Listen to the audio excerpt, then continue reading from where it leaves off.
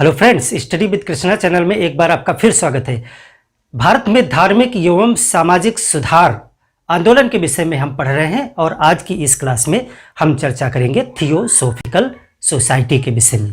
Theosophical society एक विदेशी बुद्धिजीवी वर्ग के द्वारा भारत में धार्मिक एवं सामाजिक जो क्रियाकलाप किए जा रहे थे, सुधार के कार्यक्रम किए जा रहे थे, भारत के हिंदू धर्म दर्शन को महत्व दिया जा रहा था, उस संबंध में ये सोसाइटी जो है थियोसॉफिकल सोसाइटी उभर कर सामने आती है। और इसमें हम जो है कई चीज़ें पढ़ेंगे, जैसे कि इसकी हम पहले स्थापना की बात करेंगे, कहाँ स्थापना हुई, किसने स्थापना की, और इसके बाद थियोसॉफिकल सोसाइटी से एक बहुत प्रमुख व्यक्तित्व का नाम जुड़ा हुआ है जिनको हम एनी बेसेंट के नाम से जानते हैं। एक महिला है एनी बेसेंट, इनके विषय में हम चर्चा करेंगे क्योंकि भारत में जो थियोसॉफिकल सोसाइटी के क्रियाकलाप हैं उसमें मुख्य रूप से एनी बेसेंट का योगदान है। और फिर हम इनकी विचारधारा पे बात करेंगे। अगर आपको कोई क्वेश्चन लिखने को दिया जाता है या ऑब्जेक्टिव क्वेश्चन आता है तो आपको हर एक समाज सुधारक, हर एक संस्था जो सुधारकों के द्वारा स्थापित की गई, उनकी विचारधारा में क्या क्या खास चीज़ें हैं वो जरूर से मालूम होना चाहिए। तो स्थापना की बात करें, अगर हम थियोसॉफिकल सोसाइटी की बात करते हैं तो यह विदेश में स्थापित की गई एक सोसाइटी थी, यानी इसकी स्थापना भारत में नहीं की गई थी। सबसे पहले इसकी स्थापना जो है वो 1875 में न्यूयॉर्क में की गई। न्यूयॉर्क में की गई और इसकी जो संस्थापक हैं वो एक महिला थी, एक रूसी महिला जिनका नाम था मैडम ब्लावात्स्की। एक रूसी महिला मैडम ब्लावात्स्की के द्वारा इसकी संस्थापना न्यूयॉर्क में की गई थी, यानी अमेरिका में की गई थी 1875 में। एवं इनके साथ जो इनके सहयोगी हैं वो वहाँ के एक सेना के कर्नल थे। सेना के कर्नल ये यूएसए के हैं, वहीं अमेरिका की सेना के कर्नल थे M S Olcott. M S Olcott, दो लोगों का नाम इनके संस्थापक के रूप में लिया जाता है। रूसी महिला मैडम ब्लावात्स्की, अगर पूरे नाम की बात करें तो इनका नाम था मैडम HP ब्लावात्स्की, पूरा आप लिख लीजिए, मैडम HP ब्लावात्स्की, जो एक रूसी महिला थी, रहने वाली रूस की थी, बहुत बुद्धिजीवी थी, दर्शन का बहुत ज्ञान था। इन्होंने थियोसॉफिकल सोसाइटी की स्थापना अमेरिका में की थी। लेकिन थियोसॉफिकल सोसाइटी का जो प्रमुख कार्य क्षेत्र है जिसके लिए ये जानी गई वो भारतवर्ष रहा। इसके सदस्य भारतीय दर्शन से बहुत प्रभावित थे और भारतीय प्राचीन धर्म हिंदू धर्म के समर्थक थे। एवं यहाँ का योग दर्शन, वेदांत दर्शन, सांख्य दर्शन, इन सब चीज़ों को महत्व देते थे, इनसे प्रभावित थे और इसके प्रचार प्रसार में लगते हैं ये लोग। और इन्होंने भारत के बहुत से लोगों को प्रभावित किया क्योंकि भारत के लोगों ने देखा, खासकर यहाँ के युवाओं ने, यहाँ के तमाम बुद्धिजीवी लोगों ने देखा कि किस प्रकार से विदेश से आए हुए बुद्धिजीवी लोग भारत के धर्म एवं दर्शन को अपने जीवन में इतना महत्व दे रहे हैं, तो हम स्वयं जो उससे संबंधित हैं फिर क्यों ना हम अपने धर्म को उन्नति के मार्ग पे ले चलें। तो इस प्रकार से इसको आप कह सकते हैं, जो थियोसॉफिकल सोसाइटी है वो आप कह सकते हैं विदेशी, इसके विषय में एक सेंटेंस आप लिख लें, विदेशी बुद्धिजीवियों द्वारा भारतीय धर्म एवं दर्शन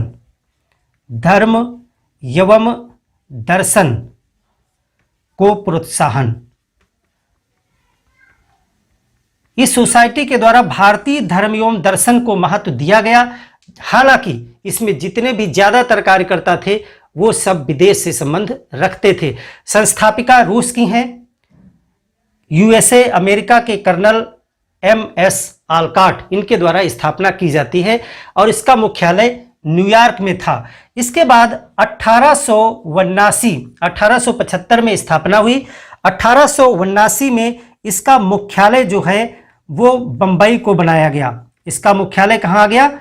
बंबई, यानी भारत में इसका मुख्यालय आ जाता है। और शीघ्र ही 1882 में इसका जो अंतरराष्ट्रीय मुख्यालय है, यानी प्रधान मुख्यालय कहाँ बन गया? अंतरराष्ट्रीय मुख्यालय ये बनाया गया मद्रास में। मद्रास में अड्यार नाम का एक स्थान है, अड्यार, वहां पर थियोसॉफिकल सोसाइटी का अंतरराष्ट्रीय मुख्यालय बनाया जाता है। और इस प्रकार से भारत में इसका जो कार्य है वो प्रारंभ होता है।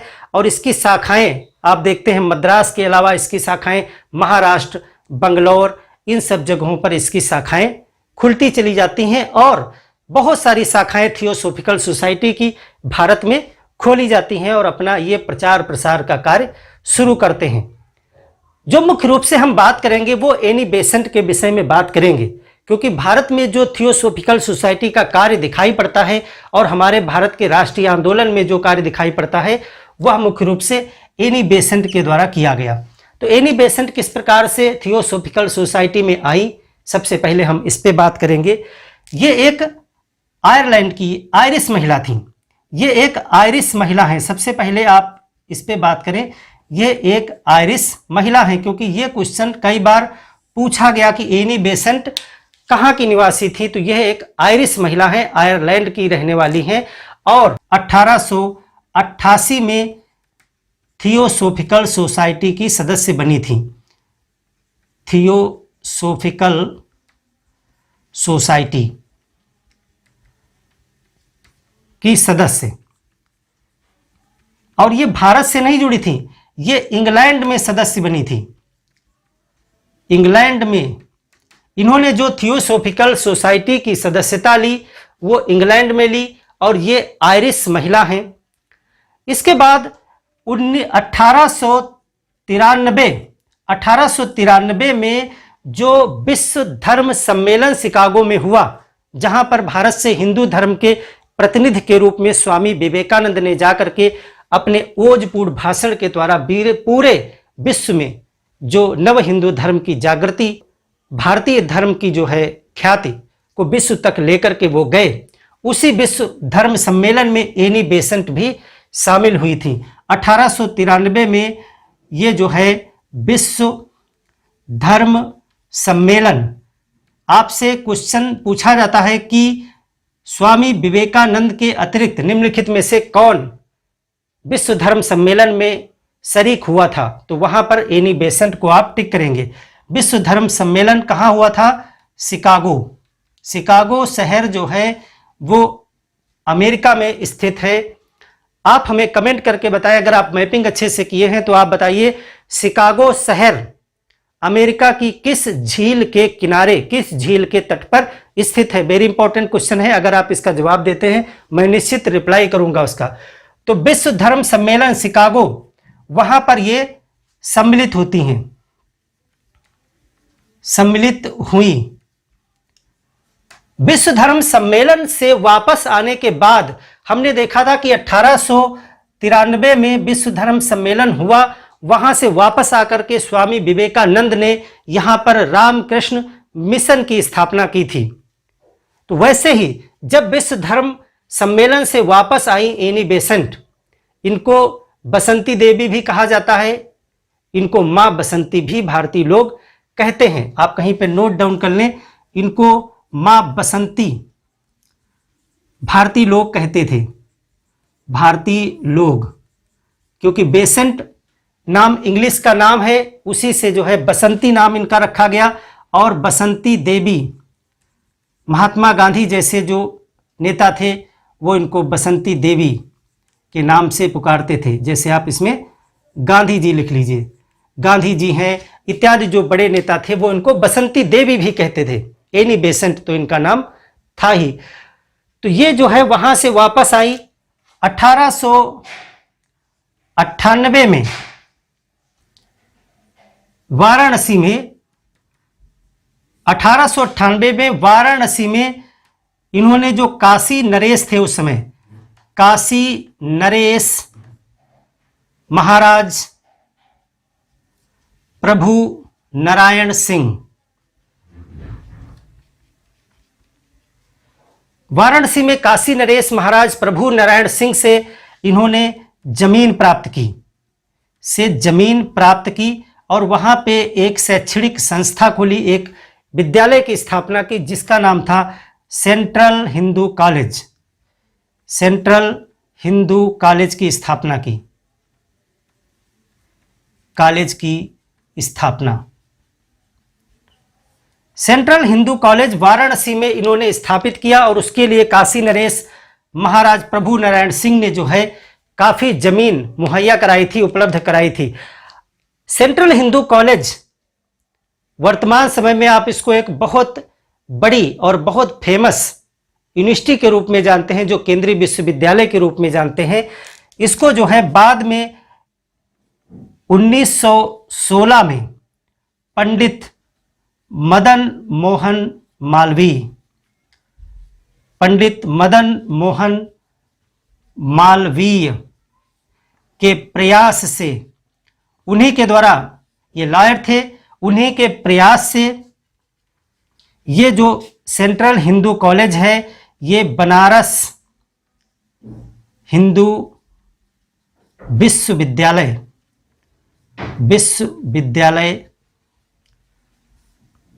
स्थापना हुई इसकी। बनारस हिंदू विश्वविद्यालय के रूप में जो है इसकी स्थापना होती है और वही आज इसे BHU के नाम से आप जानते हैं, बनारस हिंदू यूनिवर्सिटी। तो बनारस हिंदू विश्वविद्यालय की स्थापना में अगर संस्थापक की बात आती है तो आप पंडित मदन मोहन मालवीय एवं एनी बेसेंट का नाम टिक करेंगे। दोनों लोगों को इसके संस्थापक माना जाता है। हालांकि मुख्य रोल जो है इसको, एनी बेसेंट भी बहुत पहले से प्रयासरत थी कि बनारस में एक विश्वविद्यालय की स्थापना की जाए, लेकिन अंग्रेजी सत्ता से इनका बहुत अच्छा तालमेल नहीं बन पा रहा था विश्वविद्यालय की स्थापना के संबंध में। लेकिन पंडित मदन मोहन मालवीय भी एक विश्वविद्यालय की स्थापना करना चाह रहे थे। दोनों के लक्ष्य एक समान थे, दोनों समाज सुधारक थे। दोनों के अच्छी नियति के कारण इन दोनों लोगों की मुलाकात हुई और एक ही लक्ष्य होने की वजह से कुछ मदद एनी बेसेंट के द्वारा की गई और बाकी जो कानूनी मदद है, जो बनारस हिंदू यूनिवर्सिटी एक्ट पास कराने की जरूरत थी, वो पंडित मदन मोहन मालवीय के द्वारा करवा ली गई अंग्रेजी सत्ता से और इस प्रकार से बनारस हिंदू विश्वविद्यालय की स्थापना के दरवाजे खुल गए। तो यहाँ पर 1916 में इसकी स्थापना हुई, 1915 में ये एक्ट पास हुआ था। तो ये जो है विद्यालय की स्थापना हुई। 1907 से एनी बेसेंट का कार्य जो है बहुत तेज गति से भारत में दिखाई पड़ता है। यहां पर 1907 में जो कर्नल आलकाट की मृत्यु हो गई, कर्नल आलकाट जो इसके अध्यक्ष थे, हमने यहां पर देखा था MS आलकाट संस्थापक थे, वो बाद में अध्यक्ष बने 1907 तक वो रहे। कर्नल आलकाट की मृत्यु हुई और एनी बेसेंट अध्यक्ष बनी। एनी बेसेंट अध्यक्ष बन गई किसकी? Theosophical society. एनी बेसेंट यहां से अध्यक्ष बनती हैं 1907 से और उसके बाद इन्होंने भारत में बहुत सारे कार्य, समाज सेवा, सामाजिक धार्मिक रूप से किए। विद्यालय तो इन्होंने पहले ही स्थापित कर ही दिया था, जो आगे चल करके 1916 में विश्वविद्यालय के रूप में सामने आया। और इन्होंने जो है एक और बड़ी संस्था की स्थापना की थी, भारतीय राष्ट्रीय। जब हम स्वतंत्रता के आंदोलन पढ़ते हैं तो वहां पे हम पढ़ते हैं होम रूल आंदोलन। तो स्वराज्य की जो मांग बाल गंगाधर तिलक के द्वारा की जा रही थी, उन्होंने भी होम रूल की स्थापना की थी और एनी बेसेंट ने भी होम रूल की स्थापना की थी। तो यहां पे जो अगली सबसे प्रमुख स्थापना है वो होम रूल की स्थापना है। Home rule league, home rule league की स्थापना जो है एनी बेसेंट के द्वारा मद्रास में की गई। इसकी स्थापना जो है एनी बेसेंट द्वारा की गई। ये कहां की गई? ये मद्रास में की गई। जहां इनका मुख्यालय था मद्रास में जो है एनी बेसेंट के द्वारा की गई थी। अगर होम रूल लीग की बात करें कि बाल गंगाधर तिलक के द्वारा होम रूल लीग की स्थापना की गई थी, तो वो पूना में की गई थी। जब हम आगे होम रूल लीग आंदोलन वगैरह पढ़ेंगे तब हम वहां बाल गंगाधर तिलक की भी चर्चा करेंगे और इस होम रूल लीग की भी हम वहां पे विस्तार में चर्चा करेंगे। यहां पर हम थियोसॉफिकल सोसाइटी के विषय में बात कर रहे हैं, तो इतना काफी है कि 1914 में जो है एनी बेसेंट के द्वारा होम रूल लीग की स्थापना की गई और यह एक बहुत बड़े क्षेत्र में विस्तृत लीग थी। इसकी शाखाएं बहुत ज्यादा थी क्योंकि थियोसॉफिकल सोसाइटी की शाखाएं पहले से जो है फैली हुई थी। उन्हीं का उपयोग जो है इसके कार्यालय के रूप में भी किया गया और इसने जो है भारतीय जो स्वराज आंदोलन था, स्वराज आंदोलन, इसमें जो है भाग लिया, आंदोलन में भाग लिया था। भारत के जो स्वराज आंदोलन में भाग लेने वाला होम रूल लीग की बात की जाती है तो वो यही है। इसके बाद 1917 में एनी बेसेंट जो है 1917 में भारतीय राष्ट्रीय कांग्रेस की जो अधिवेशन हुआ कलकत्ता में, उसकी अध्यक्षा भी बनी। यानी कि 1917 में भारतीय राष्ट्रीय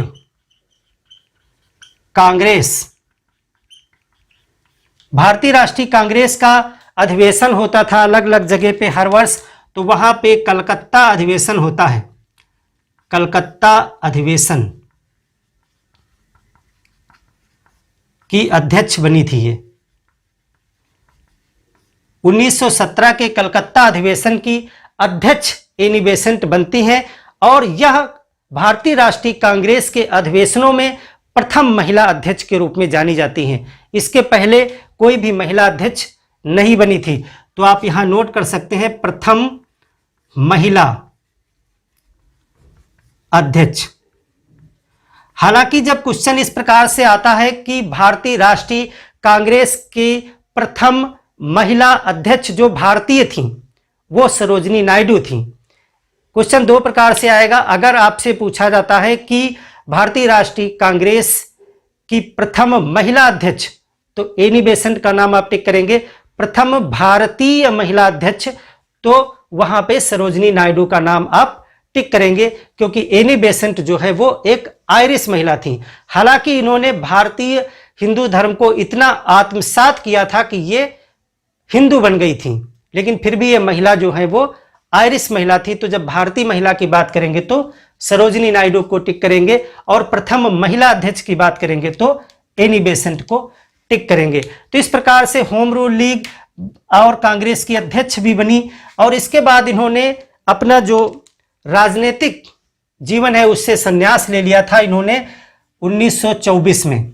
1924 में आप बेलगांव का पढ़ेंगे, बहुत ही फेमस एक सम्मेलन हुआ था। बेलगांव में भारतीय राष्ट्रीय कांग्रेस का जो अधिवेशन हुआ जिसकी अध्यक्षता महात्मा गांधी के द्वारा की गई थी, उसमें जो है एनी बेसेंट ने भाषण दिया था और कहा था कि मैं अब अपने राजनीतिक जो सक्रिय राजनीति है उससे संन्यास ले रही हूं और आगे केवल समाज सेवा के कार्यों से जुड़ी रही। और फिर 1933 में इनकी मृत्यु हो जाती है।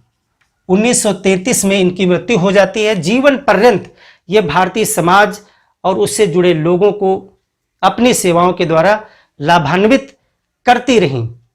इनकी अगर विचारधारा की बात करेंगे, इसका आप एक स्क्रीनशॉट लें, फिर हम देखें कि इनकी विचारधारा क्या थी। हम बात करें विचारधारा की अगर,